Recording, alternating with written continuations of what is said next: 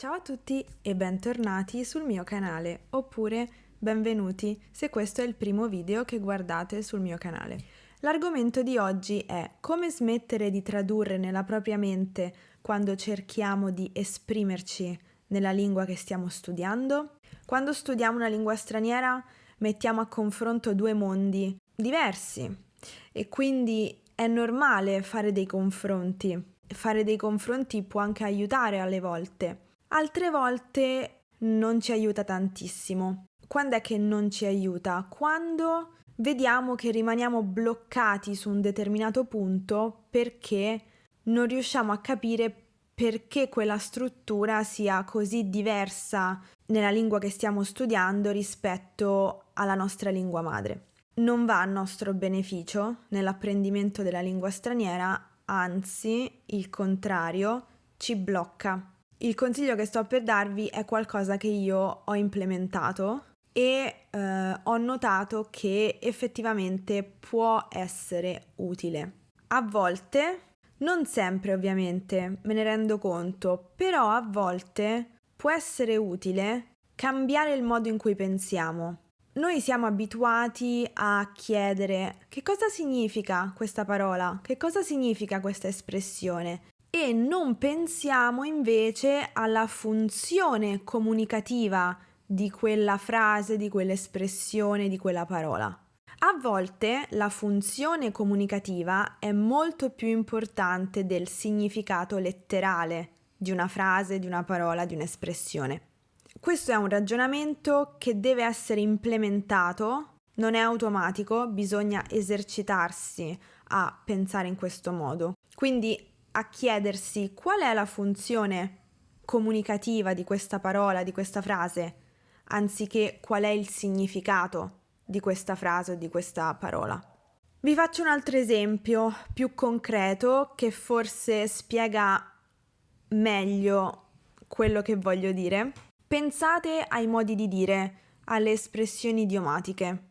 Quando impariamo o quando ci insegnano le espressioni idiomatiche, viene subito detto che le espressioni idiomatiche non si possono tradurre letteralmente. In questo caso noi accettiamo fin da subito e di buon grado il fatto che non dobbiamo cercare il significato letterale di quella frase. Quindi che cosa facciamo per tradurre una espressione idiomatica? Cerchiamo una frase, una parola, un modo di dire nell'altra lingua che abbia la stessa funzione comunicativa. Per esempio, se io dico in bocca al lupo, in inglese non posso tradurre in the mouth of the wolf, letteralmente. Non posso cercare il significato letterale di questa espressione. Devo cercare un'espressione corrispondente in inglese, cioè che abbia la stessa funzione comunicativa. Se io in italiano dico in bocca al lupo, voglio augurare buona fortuna a qualcuno. Noi siamo abituati a pensare in questo modo, però solo per le frasi idiomatiche, solo per le espressioni idiomatiche. Invece a volte dovremmo cercare di usare questo ragionamento anche in altri contesti linguistici, anche per frasi e strutture grammaticali che non sono frasi idiomatiche. Vi faccio alcuni esempi che mi vengono in mente adesso. Per esempio, l'uso dell'espressione mi raccomando.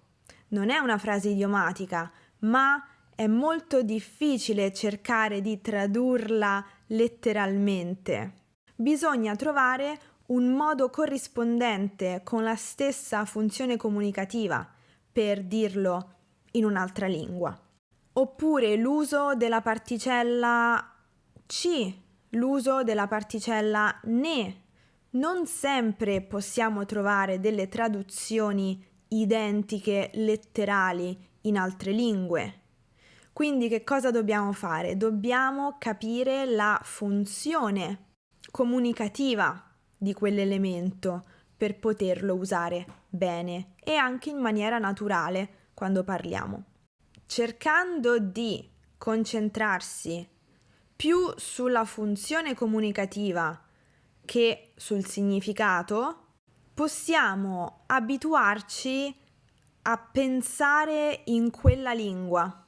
Questo è uno dei problemi, se vogliamo, dell'imparare una lingua straniera. Tutti vogliamo parlare in modo naturale nella lingua straniera che stiamo studiando.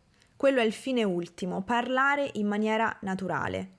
Ecco, pensare alla funzione comunicativa delle frasi piuttosto che pensare al significato, a cercare ossessivamente il significato letterale di una frase o di un'espressione, può aiutarci a raggiungere quel fine ultimo, cioè parlare in maniera più naturale.